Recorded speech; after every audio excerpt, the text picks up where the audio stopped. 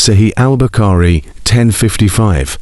Narrated Amr bint Abdur Rahman.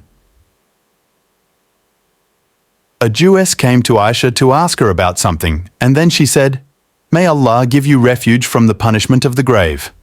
So Aisha asked Allah's Messenger, "Would the people be punished in their graves?" Allah's Messenger asked Allah's refuge from the punishment of the grave, indicating an affirmative reply. Then one day, Allah's Messenger rode to leave for some place, but the sun eclipsed. He returned on the forenoon and passed through the rear of the dwellings of his wives and stood up and started offering the eclipse prayer, and the people stood behind him.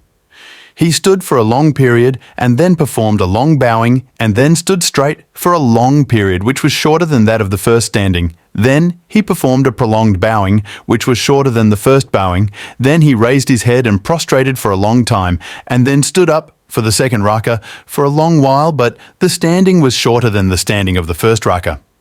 Then he performed a prolonged bowing which was shorter than that of the first one.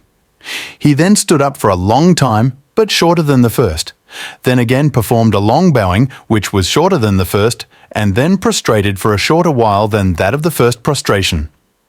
Then he finished the prayer and delivered the sermon and said what Allah wished, and ordered the people to seek refuge with Allah from the punishment of the grave.